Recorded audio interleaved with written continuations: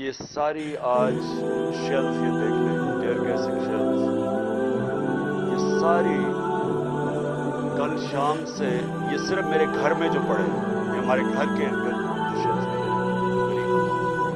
زمان پاک کے گھر کے اندر جو شیلنگ، میں یہ آپ کو اس لیے دکھا رہا ہوں کہ یہ کل دوپہر سے میرے گھر کے اوپر حملہ ہے، اور یہ شیلز جو آپ دیکھ رہے ہیں یہ صرف جس طرح میں نے کہا اس گھر کے اندر، یعنی میرے گھر کے اندر یہ وہ شیلز ہیں جو گھر کے باہر ہیں اس کا ہمیں کوئی اندازہ نہیں. وہ ساری سڑک کے اوپر ساری رات صبح تک، اور ابھی جب میں آپ سے بات کر رہا ہوں پھر شیلنگ ہو رہی ہے، پھر ایک اور حملہ ہو گیا.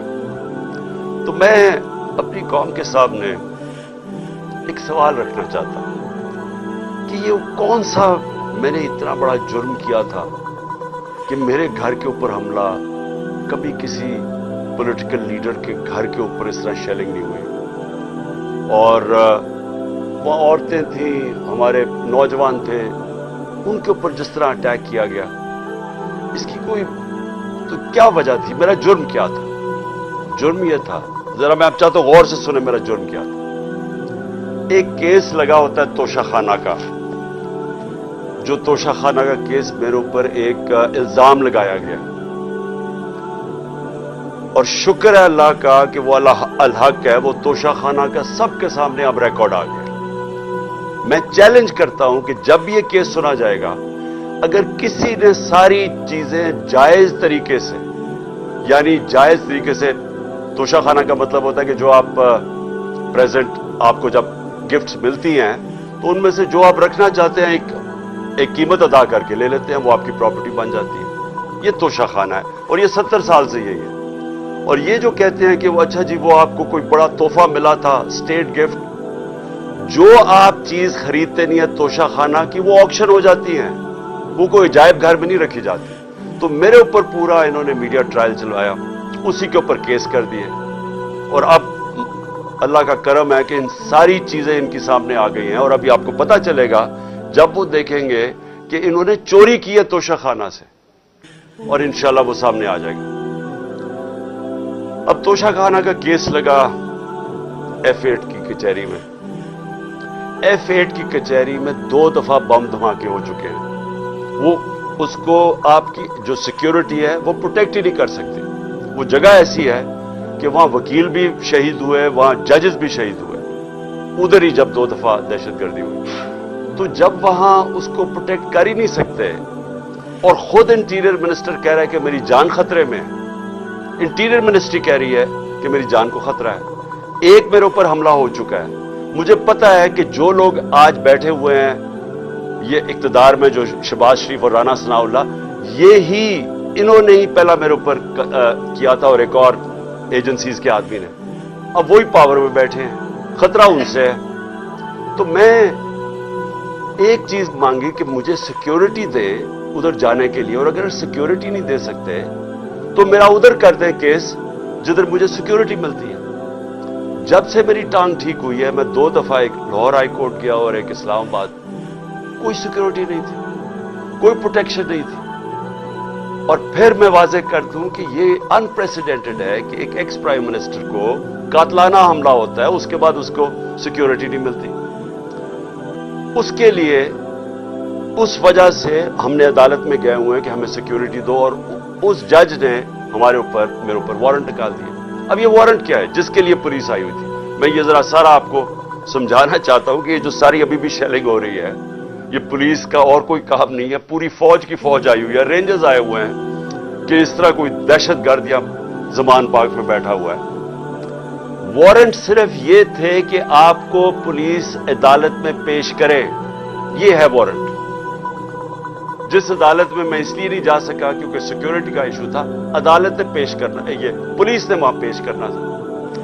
رات کو جو پریزیڈنٹ ہے لاہور ہائی کورٹ کے بار کے اشتیاق خان، انہوں نے شورٹی دے دی، ان کو میں نے آتھرائز کر دیا، انہوں نے شورٹی دی کہ وہ جو میرا اپیرنس ہے ہائی کورٹ میں وہ گارنٹی کرتے ہیں. 18 کو انہوں نے شورٹی دے دی میں ہائی کورٹ میں پریزنٹ ہوں.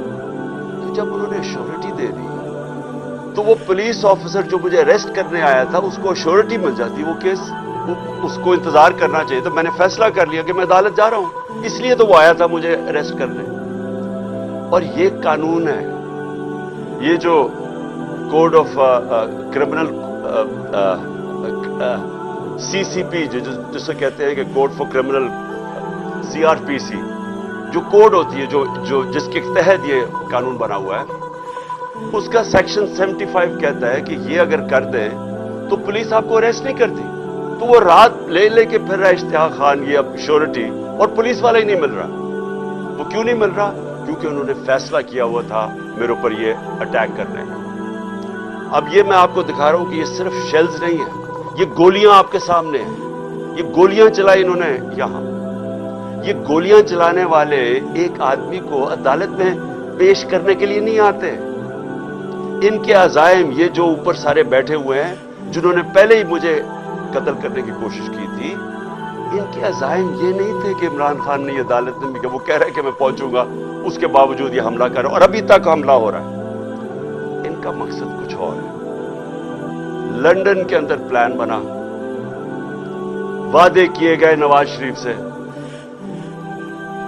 وعدہ یہ کیا گیا کہ اگر ہمیں بیک کریں گے تو میں آپ کو یہ کر کے دوں گا، جس میں عمران خان کو جیل میں ڈالوں گا، PTI کو ختم کروں گا، نواز شریف کو سارے کیسز ختم کروں گا۔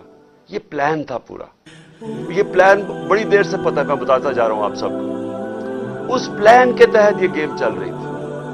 کیوں میرے ورکرز جس طرح انہوں نے یہ دفاع کیا، زبان پاک کی، میں تو کیا ان کو 2 دفعہ کہا، میں نے کہا دیکھو یہ میں کوئی انتشار نہیں چاہتا، میں چاہتا ہوں میں چلا جاتا ہوں، بیگ میرا پیک تھا۔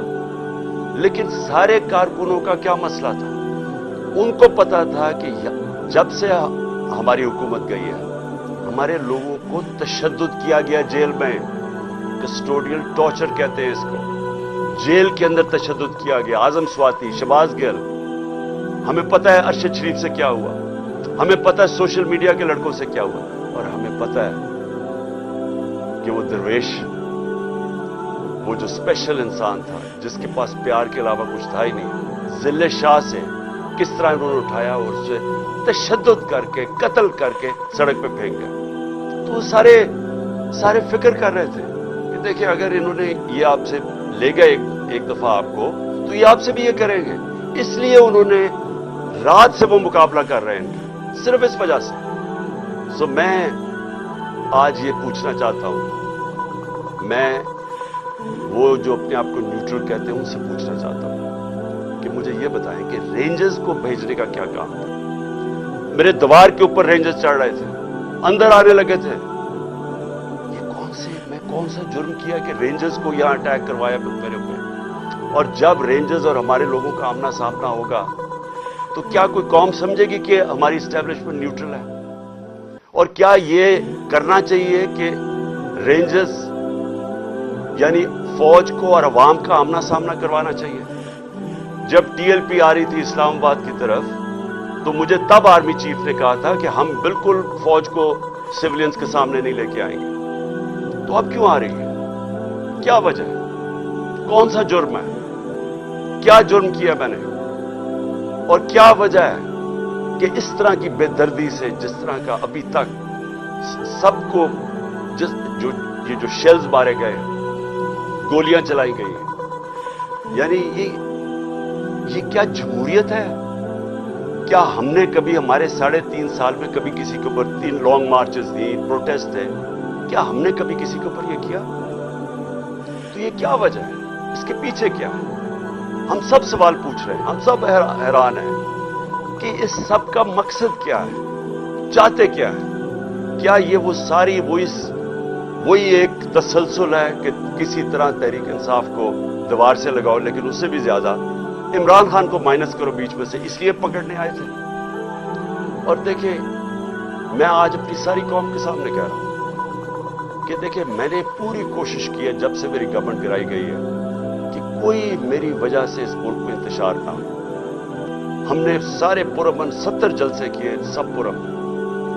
جب کوئی انتشار کا وقت آتا تھا، جب انہوں نے اسی طرح ہمارے اوپر ظلم کیا 25 مئی کو پچھلے سال، میں نے کینسل کیا, میں نے اس کو ختم کر دیا دھرنے کو, کیونکہ مجھے ڈر تھا کہ اب انتشار کی طرف جا رہے ہیں. اس کے بعد 26 نومبر لاکھوں لوگ جمع تھے وہاں اس وقت پنڈی میں. ہمارا پلان تھا اسلام آباد میں جا کے دھرنا دینا, لیکن جب میں نے ماحول دیکھا جو انہوں نے پولیس جمع 30,000 پولیس جمع کی ہوئی تھی, تو مجھے پتا تھا پھر یہ تو جان کے چاہ رہے کوئی کلیش ہو, تو میں نے وہ کینسل کر دیا. ہم نے 8 مارچ کو ایک پرمیشن لی ہوئی تھی, انہوں نے ہمیں شام کو پولیس نے پرمیشن دی تھی کہ اپنی الیکشن ریلی جو ہم نے اپنی 30 اپریل کی الیکشن کے لیے کرنی تھی, پرمیشن ملی ہوئی تھی, روٹ اپروو تھا. صبح لوگ آ رہے ہیں اور دیکھ رہے ہیں پولیس کھڑی ہوئی ہے اور پولیس کے جتھے کھڑے ہوئے ہیں اور لوگ ریلی کے لیے آ رہے ہیں, اور ایک دم پتا چلتا ہے کہ دفعہ 144 لگا دی جاتی ہے. کس وجہ سے؟ الیکشن جب ڈیٹ اناؤنس ہو جائے, آپ الیکشن ریلی کے خلاف دفعہ 144 کیسے کر سکتے ہیں, وہ بھی کیئر ٹیکر گورنمنٹ.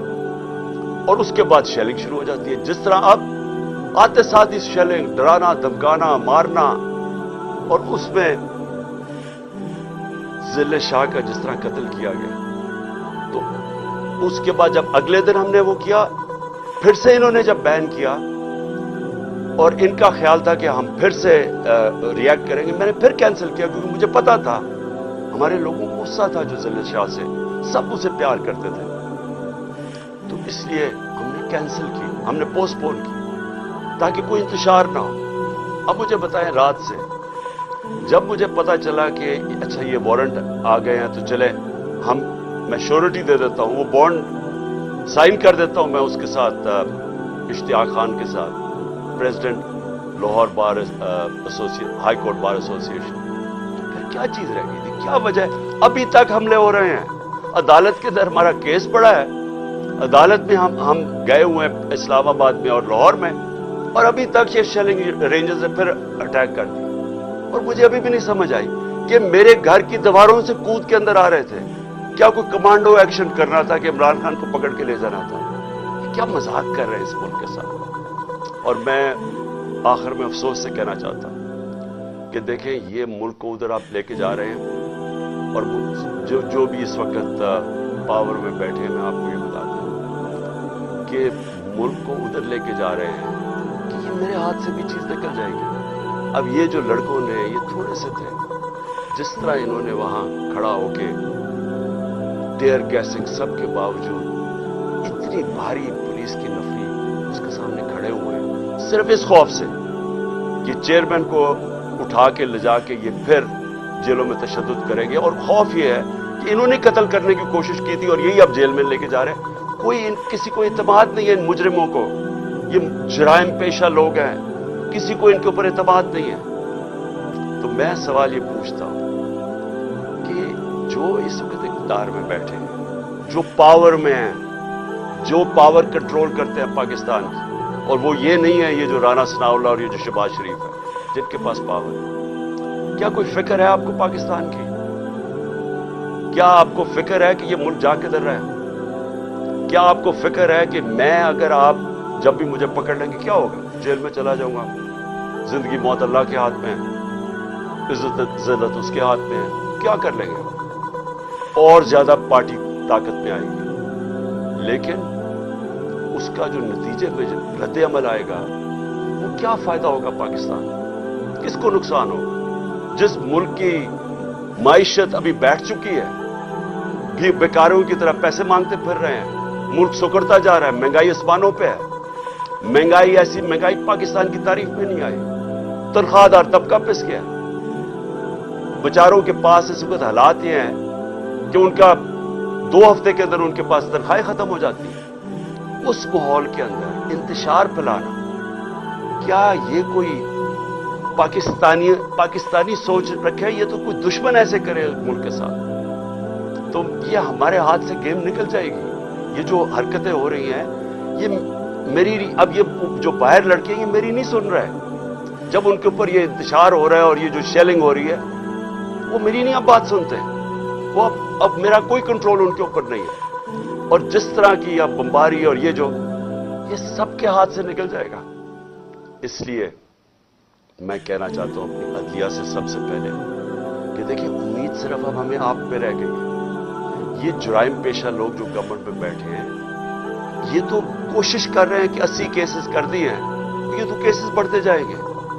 یہ تو کوئی کبھی ایک عدالت کبھی دوسری عدالت, ان کی تو کوشش ہے کہ میں الیکشن نہ لڑوں یا میں کسی جیل میں چلا جاؤں اور یا سارا وقت الجھا رہا ہوں کیسز میں کہ کبھی ایک وارنٹ نکل رہا ہے. تو ہمیں تو صرف امید عدلیہ سے ہے, اور دوسری ہم امید لگا رہے ہیں اپنی جو اسٹیبلشمنٹ ہے اس ملک کی کہ کیا آپ کا انٹرسٹ پاکستان میں ہے یا نہیں ہے. تو یہ جو تماشا ہو رہا ہے اس کو بند کریں, ملک کا سوچیں.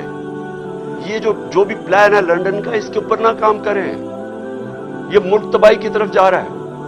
اور میری اپیل ہے آپ سب سے کہ اب اس ملک کا سوچیں. آپ جن کا جینا مرنا اس ملک میں ہے, ہمارے تو کوئی باہر نہیں جانا, میں تو کوئی لندن نہیں جانا جس طرح یہ سارا ٹبر اٹھ کے چلا جاتا ہے یا دوسرا اٹھ کے وہ باہر چلا جاتا ہے. ان کی تو باہر پراپرٹیز اربوں ڈالر ہے, ہمارا تو جینا مرنا یہاں. تو میرا اکیلے کو فکر نہیں کرنا چاہیے, ہر اس پاکستانی کو اس ملک کا سوچنا چاہیے جو اٹھ کے لندن نہیں چلا جائے گا, جس کے باہر ڈالرز ہی پڑے ہوئے. ان سب کو سوچنا چاہیے کہ ملک جا کس طرف رہا ہے. اور اپنی عوام کو آخر میں آپ کو کہنا چاہتا ہوں, میں پھر سے آپ کو کہنا چاہتا ہوں, میں پکڑا جاؤں, جیل میں بھی چلا جاؤں, جو بھی مجھے ہو جائے, آپ نے یہ جو حقیقی آزادی کی ہماری تحریک ہے, آپ نے سب نے اس میں شرکت کر لی. کیونکہ غلام قوم کا کوئی مستقبل نہیں ہوتا. یہ جو ایک چھوٹا سا طبقہ اوپر حاوی ہوا ہے, قانون کے وہ اوپر بیٹھا ہے, ہر قسم کا ظلم کرتا ہے لوگوں پہ, خوف کے اوپر ملک چلاتا ہے, سارے ملک کے وسائل کے اوپر قبضہ کر کے بیٹھا ہے, یہاں سے پیسہ چوری کرتا ہے, ہنڈی والے سے باہر بھجوا دیتا ہے. ملک کا ساری چوری کا پیسہ آج ان کے بڑے بڑے بینک اکاؤنٹس اور لندن اور باہر مغربی کیپٹلز میں ان کا پیسہ پڑا. صرف دبئی کے اندر 20,000 پاکستانیوں نے, یہ ابھی بلومبرگ کی رپورٹ ہے, 20,000 پاکستانیوں کا دبئی میں $10.4 ارب پڑا ہوا. تو ملک کیسے آگے جا سکتا ہے اگر یہ ان لوگوں کے ہاتھ میں ملک رہے گا. اس لیے میں قوم کو آج کہہ رہا ہوں کہ آپ نے پوری طرح اس حقیقی آزادی کی جہاد میں شرکت کرنی ہے پاکستان سے.